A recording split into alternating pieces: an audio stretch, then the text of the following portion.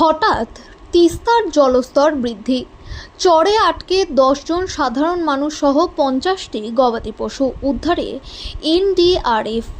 পাহাড়ে একটানা বৃষ্টির কারণে ফের ফুলে ফেঁপে উঠেছে তিস্তা নদী। ইতিমধ্যে সমতলেও বৃষ্টি শুরু হয়েছে।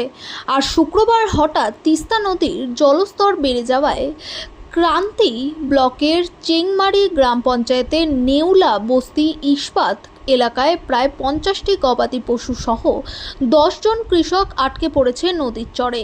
তাদের উদ্ধার করতে ঘটনাস্থলে আসে এনডিআরএফ।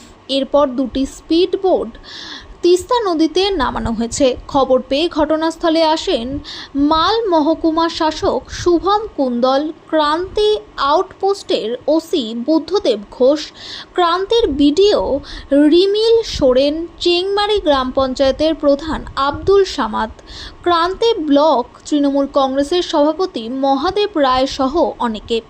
স্থানীয় বাসিন্দারা জানান, পাহাড়ে বৃষ্টির কারণে কয়েকদিন ধরে তিস্তা নদীর জলস্তর অনেকটা বেড়ে গেছিল, যে কারণে কয়েকদিন ধরে তিস্তার চরে আটকে রয়েছে প্রায় 50টি গবাদি পশু।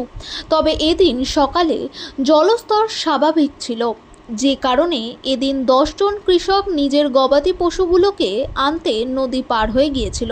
কিন্তু হঠাৎ সেই 10 জন ব্যক্তি ফেরার পথে দেখে নদীর জলস্তর হু হু করে বেড়ে চলেছে, যে কারণে তারা আর নদীর পাড়ে আসতে পারেনি। পরবর্তীতে স্থানীয় বাসিন্দারা খবর দেয় ক্রান্তি আউটপোস্টের পুলিশ প্রশাসনকে। খবর পৌঁছে যায় এনডিআরএফ টিমের কাছে। ইতিমধ্যে তিস্তা নদীর চরে আটকে পড়া 10 জন ব্যক্তিকে উদ্ধারের জন্য এনডিআরএফ টিম স্পিডবোট নামিয়ে উদ্ধার কাজ শুরু করেছে। ইতিমধ্যে সেই 10 জনকে উদ্ধার করে নিয়ে আসা হয়েছে। গরুগুলোকে উদ্ধারের চেষ্টা চলছে। কতজন মানুষ ওখানে আটকে রয়েছে নদীর চরে? গরু কতগুলো রয়েছে? 50টা। কয়দিন থেকে গরুগুলো আটকে রয়েছে? 5 থেকে 7 দিন থেকে।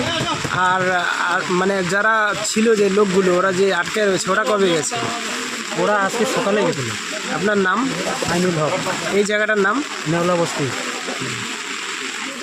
লোক আটকা আছে নদীর ওই পারে? 10-12 জন। আর গরু কতগুলো? 50টা। আপনার নাম কি? এই জায়গাটার নাম?